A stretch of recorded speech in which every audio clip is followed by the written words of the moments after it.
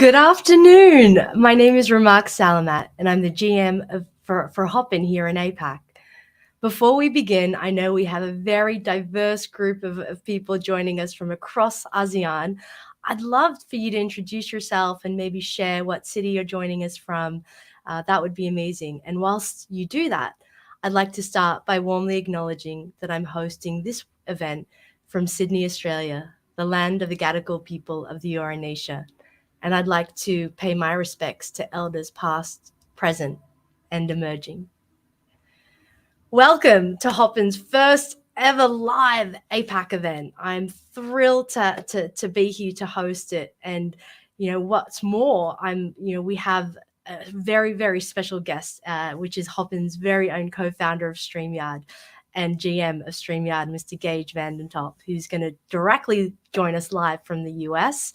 Very terrible time for him, and I really appreciate him being here. So very excited to have him on join shortly. Good morning, David, joining us from Sydney. Hi, David. You'll also notice that we are streaming from our very own StreamYard, and that you've entered our Hopin event. So hopefully you can get a little bit of a glimpse to the power of Hopin today. Hi, Nathan. Welcome. Thanks for joining.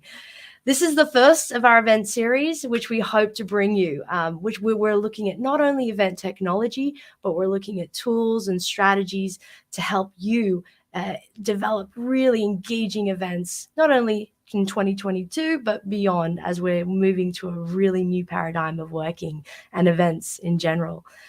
For those of you that don't know StreamYard, StreamYard's been voted as one of the most popular streaming platforms on G2 Crowd, where Hopin actually acquired StreamYard for over $250 million during the pandemic, and which is really the strong community that we see here today. It's a phenomenal story, as the founders had no external funding, which I'm sure he'll share with us a little bit of the background today. I actually really loved Geige's story. When I joined, I wanted to have him as one of our first speakers in our series, because the story is really powerful, and I wanted him to share it firsthand, how he saw the power of live streaming to really support customers through the events of 2020, but also as we're moving to a new era, and to making sure that your streaming is there as an insurance policy. We'll follow up with a live Q&A, so please feel free to use the chat that you'll see on the right-hand side. We'll try to get through as many questions as we can.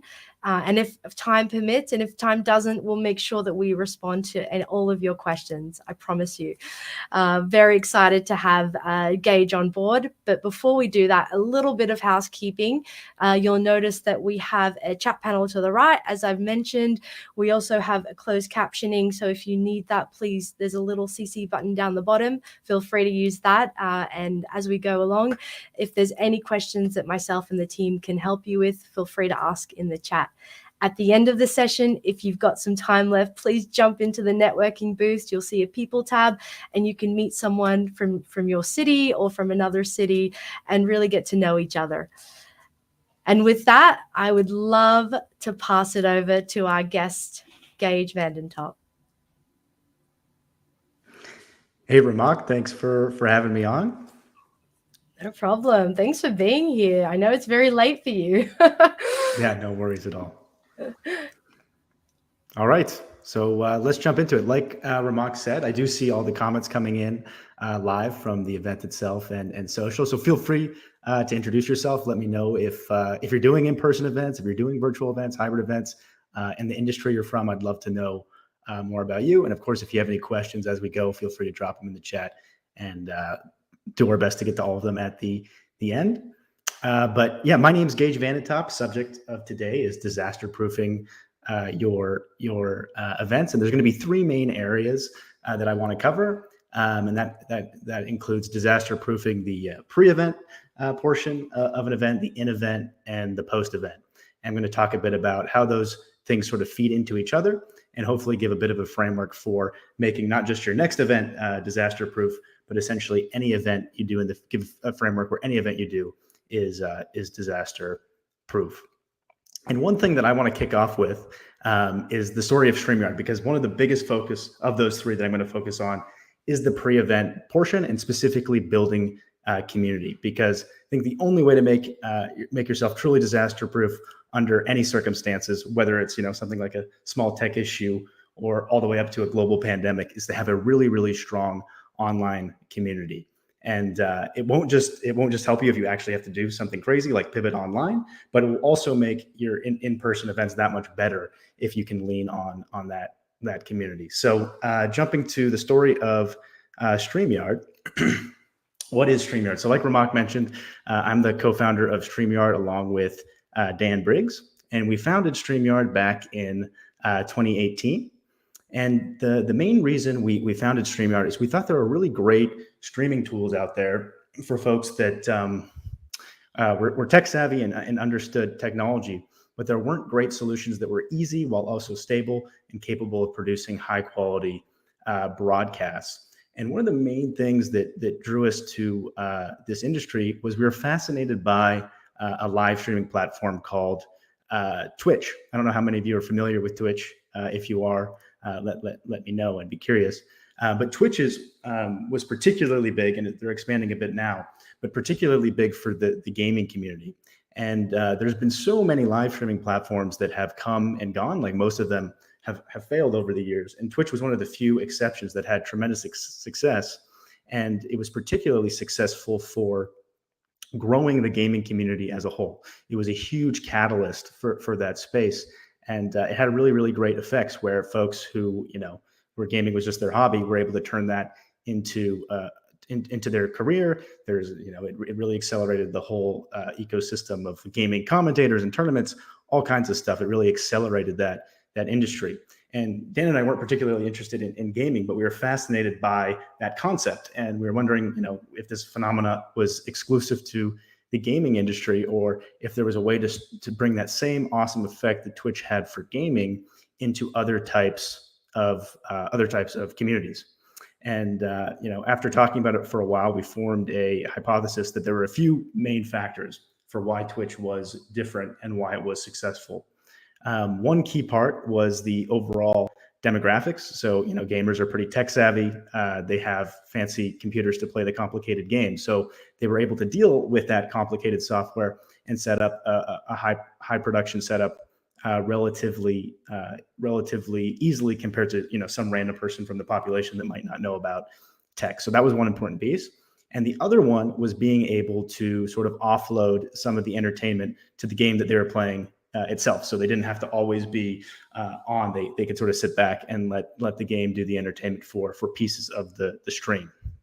So Dan and I figured if we could make a tool that was extremely easy to use, so that someone that wasn't particularly interested in technology could still go live, and something that was cloud-based, so that someone didn't have to have a particularly powerful computer, because a lot of the processing would happen in the cloud. And then maybe most importantly, something that was still powerful enough, despite being simple, to create a really entertaining broadcast. So instead of the video game being the entertainment, having things like the ability to share slide decks easily and bring on virtual guests and show comments on screen and overlays and these types of things.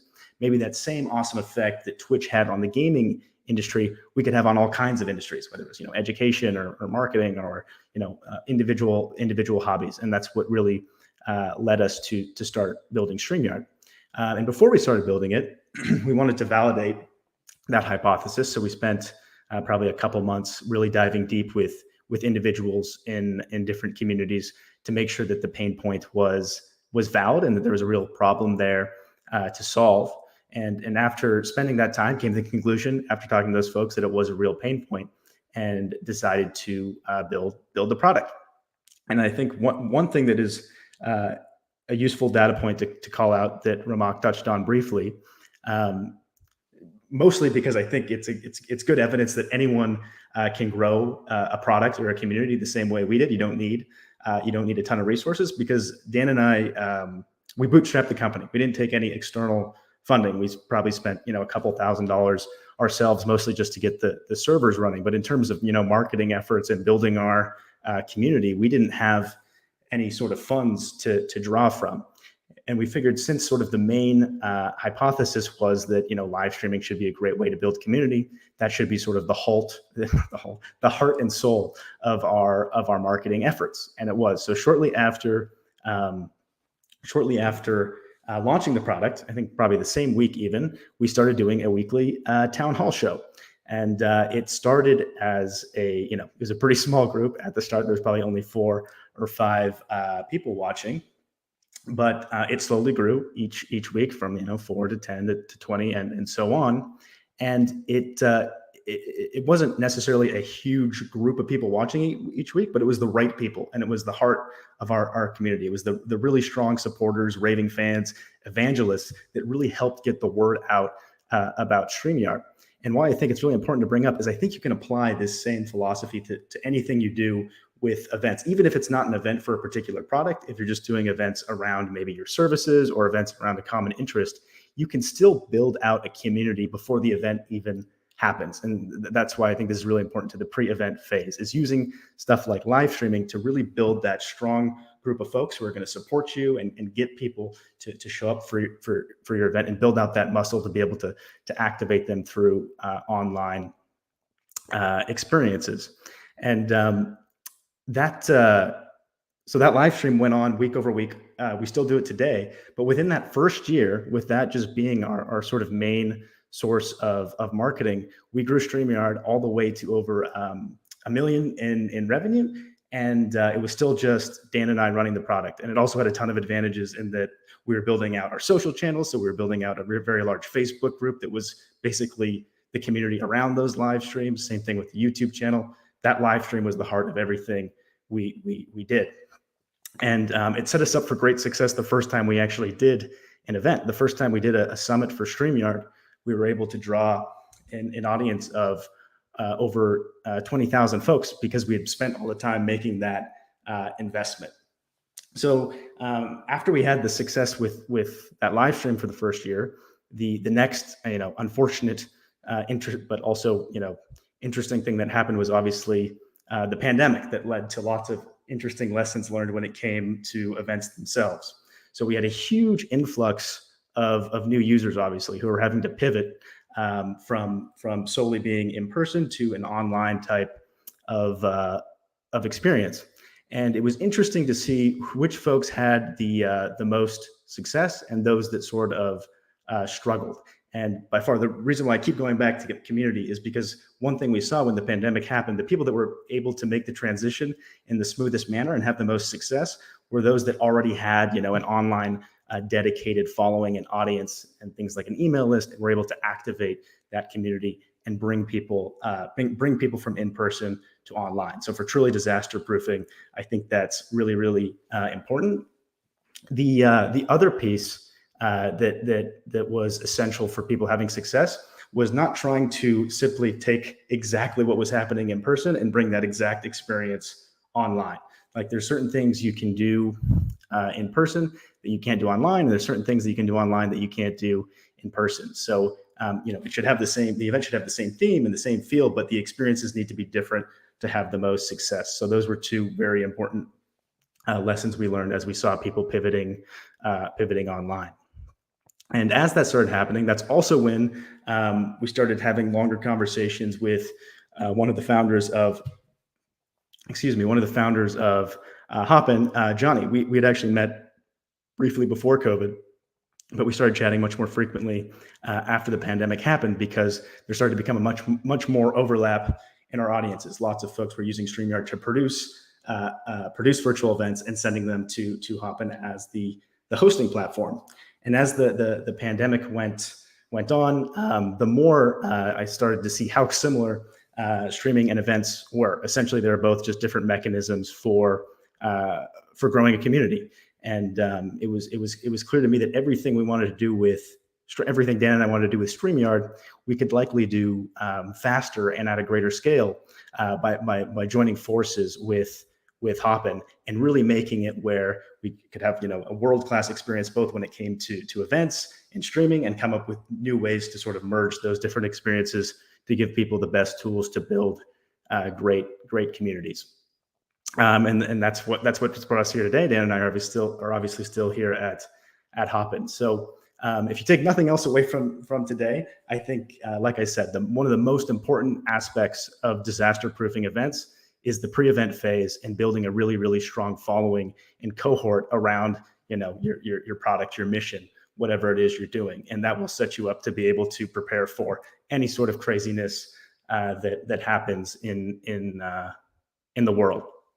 So with that said, some of the more tactical things to consider is specifically, I'm sure most of you are familiar with the in-person component, but I do think there's some important distinctions to make if you do decide to do a hybrid event or something that is a virtual only event. So planning is obviously very, very important in both scenarios, but particularly when you have an online component to your event, you really need to make sure you set aside time for rehearsals with your speakers, because in an in-event or in a in-person scenario, you have much more control over things like the speaker's mic, and I guess that's the biggest one, is their mic and things like that. Whereas when you're hosting an online experience, there's things to consider, like what's their internet connection like, what's their mic like, what's their video camera like.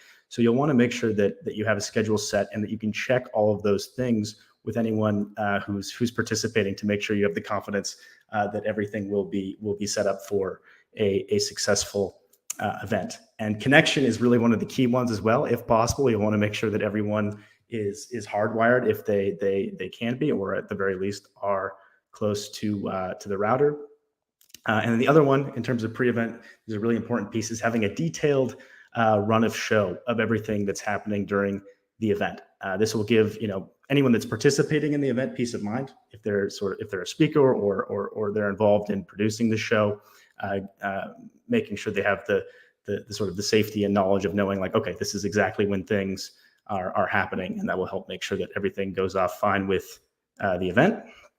And then when it comes to actually doing the event, I would definitely consider adding on a hybrid experience if you aren't already, because I think it goes back to the initial point I made of starting to build that online audience of insurance. It's just another way for you to start building and fostering that community.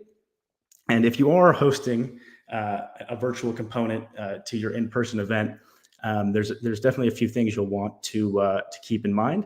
And that is one of the biggest ones, is having a team helping you, especially if there's a lot of moving parts, like if you have many speakers and things like that.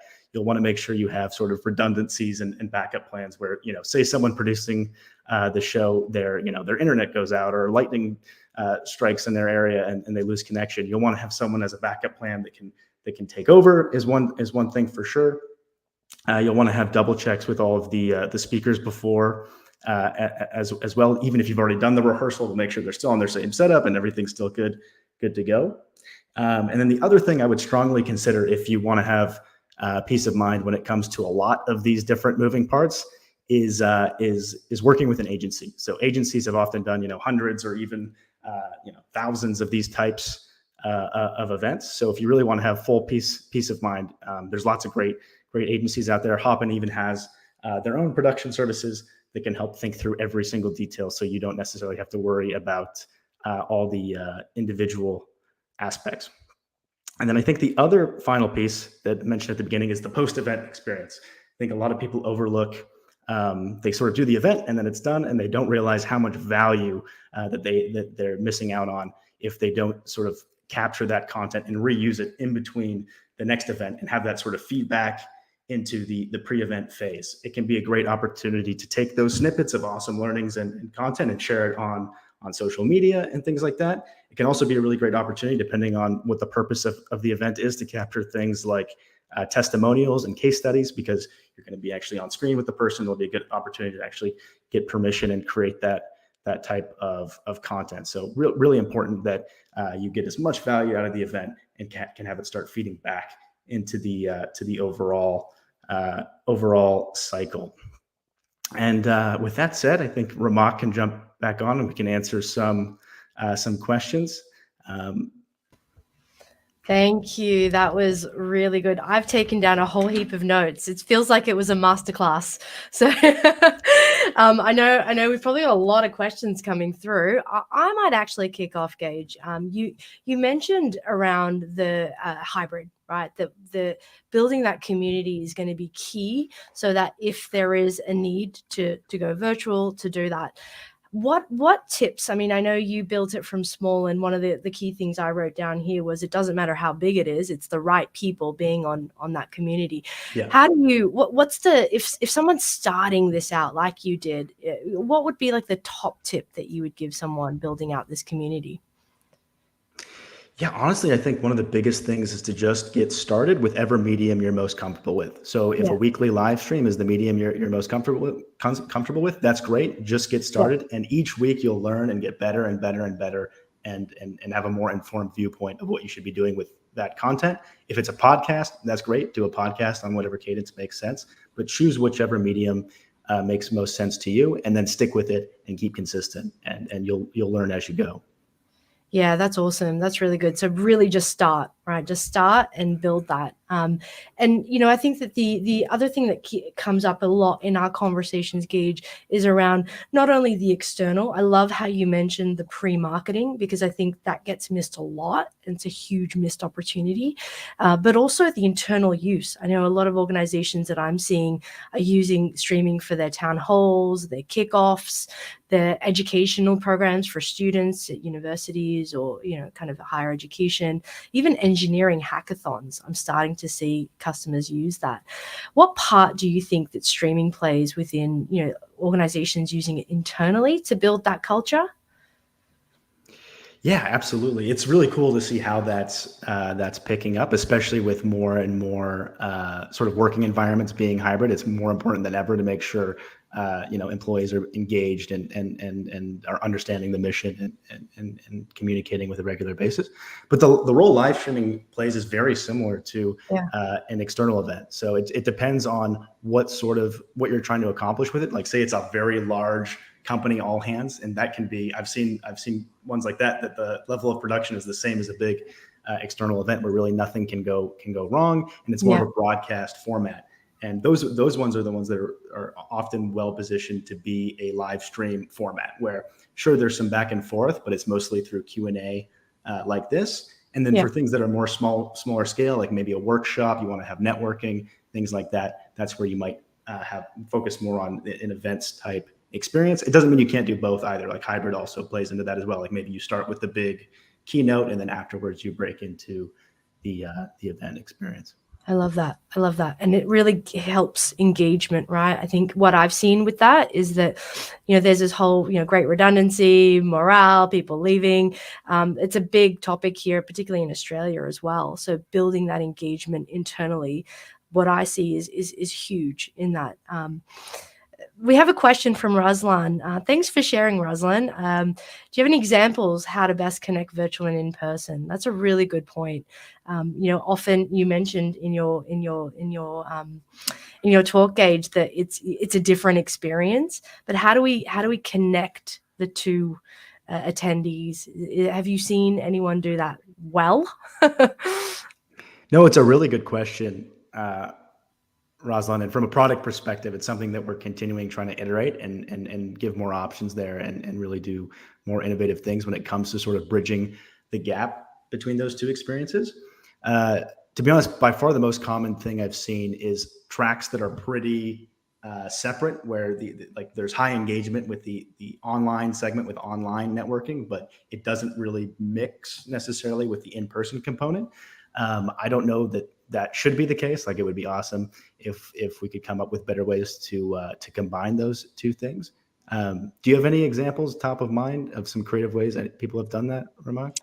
Well, I mean, we get asked this a lot through the mobile app, through chats, being able to incorporate their questions. A lot of the times when you're virtually looking at an event. I mean, I logged onto an event the other day, a very large tech vendor, and the people that were virtually experiencing it was a very different experience. There was no networking. So I think the ability to network with peers is critical, and I've seen that work really well. And hopefully you'll all get a taste. I've got to put a plug in, but at the end you can jump into our people tab and you can start to network, and you can do that with both in person and the virtual attendees as well.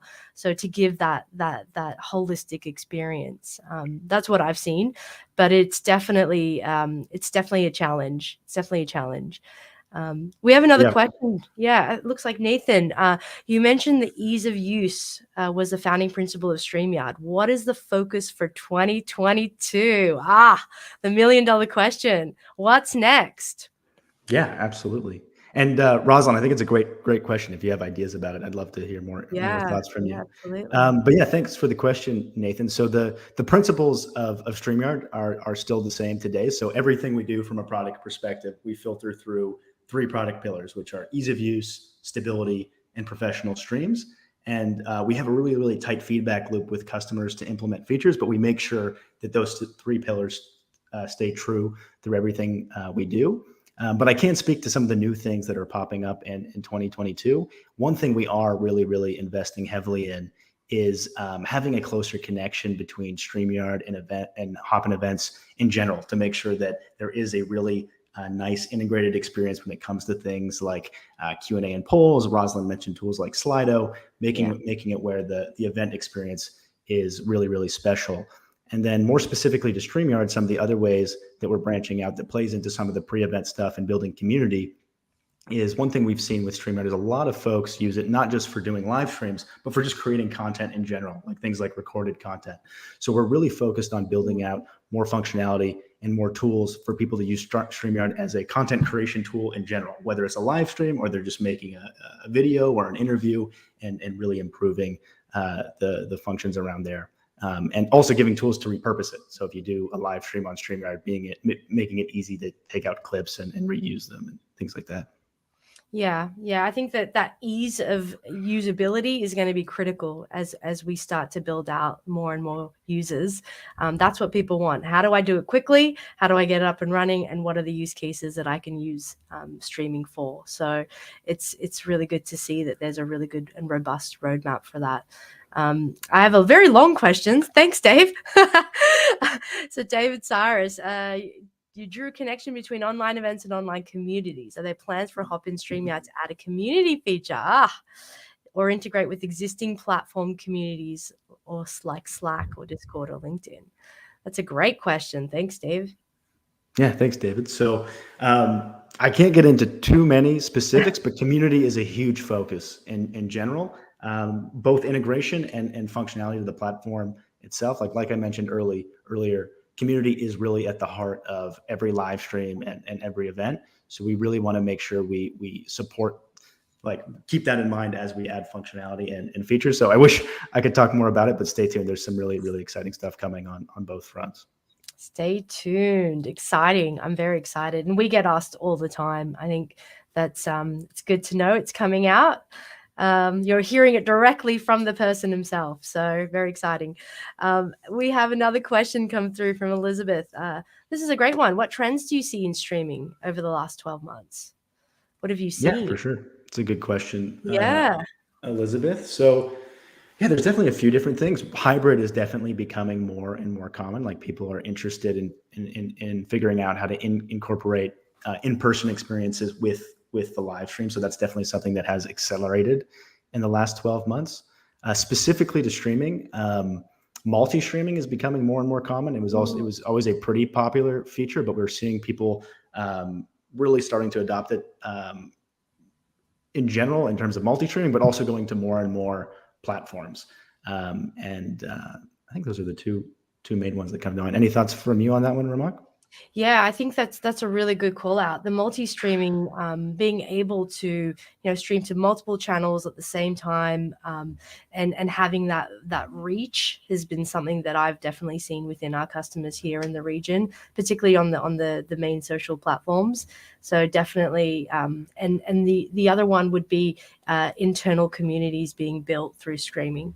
So yeah, I think two key areas, but I think there's a whole heap of opportunities that we haven't even tapped into yet, which I'm looking forward to seeing in 2022 as people get more comfortable with streaming. I think the last 2 years has really made everyone a little bit more comfortable. Like for me, I was, what am I doing?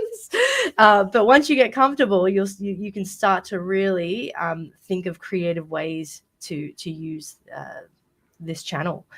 Another question from Dave. As a marketing branding guy, I have to ask, why the duck logo? I asked that same question. It's a great one. Yeah, thanks, Would you David. care to So, share that? oh yeah, I can share for sure. So, my background is actually engineering. So my thought process on marketing might be a bit simple, but the honest reason for the duck logo, there's a few things that went into it. One was when Dan and I were creating StreamYard, we really wanted to create like a really friendly and lovable company. And the companies that were always easiest for us to remember in terms of like, think of a random company, were almost always companies that had lovable animals as their logo. So companies like MailChimp we really liked, and Hootsuite with the owl. And we thought it was kind of like a branding hack where even if you're not amazing at branding, how could you not like a company that has like a super friendly logo who can't love a duck? So I do think that it was actually a smart move and pretty helpful. And then specifically the duck, we need to, maybe you can help us come up with a cooler backstory to it.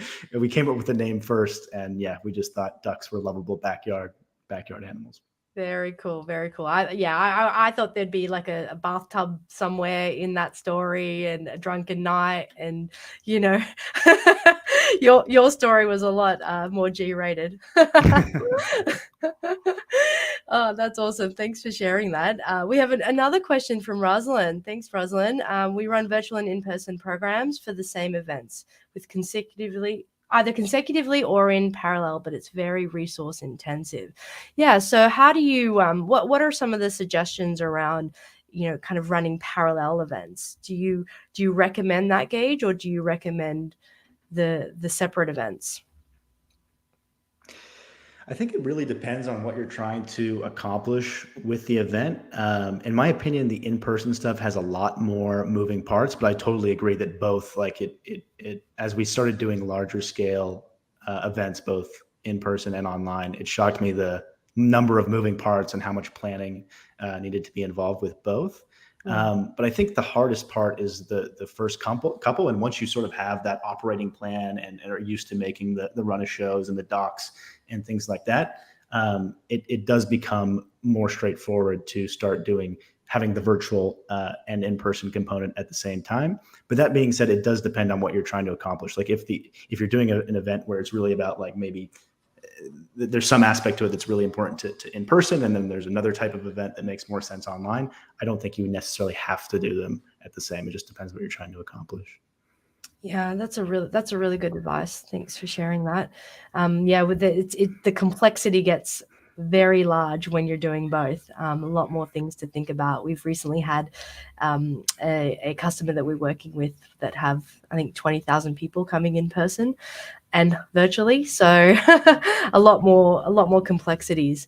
Great question from our partners at Hoosh. What's the best streaming show you've seen in the last 2 years? Yeah, that's a great one. I'd be curious what comes to mind for you too, Ramak. For me, I think it was an event that happened right around when the pandemic hit, and it was I'm struggling to remember the name of the charity, but Rosie O'Donnell was doing a big fundraiser for a lot of the actors that were out of work because of what had happened with the pandemic. Yeah. And they had like this 3 to 5 hour long running show where they had all these different actors come in, and some were singing, some were performing different things, and they were able to raise, I think it was in the hundreds of thousands of dollars for the effort, and it was really cool to see. Like Neil Patrick Harris showed up. Like there's all kinds of really cool stuff going on. But I thought it was just impressive how quickly they were able to, because it was right around the heat of it. So how quickly they were able to adapt, and the level of, like, they probably had 40 or 50 people cycle in throughout the show, and it was just going live on YouTube. I thought it was really impressive. That's phenomenal. Yeah, I mean, I'm thinking I've watched a lot of really great shows, a lot of really not great shows too. I think the ones that are bad come to mind more to me because of just the sheer lack of engagement and being one-sided. But there's some like yourself, a lot of the right off the cuff of the pandemic. I watched some of the concerts that they had that were virtual. That was very cool. That was able to really put together very quickly. The world showed resilience in the last couple of years and just flexibility and creativity. But yeah, no, it's great call out. Great question, Dave. Thanks. What do you like most about what you do at Hopin? Ian, thanks for asking. Yeah, thanks, Ian. So, yeah, that's a good question. So, what I do at Hopin is actually pretty similar to what I was doing at StreamYard pre Hopin, and I loved what I was doing then. I loved what I was doing. Love what I'm doing now. And the thing I've always been most passionate about is really having a close connection with customers and being really tied to the product and getting to build things that actually go into people's hands and seeing their reaction to it and seeing them have success with it. So working on the product and talking to customers, that I see them as very connected things, is by far the thing that I'm most passionate about. That's awesome. And I guess based on that, a question from me is what is the, I guess if you were speaking to your old self about 2 years, 3 years ago, what would you have done differently, if anything?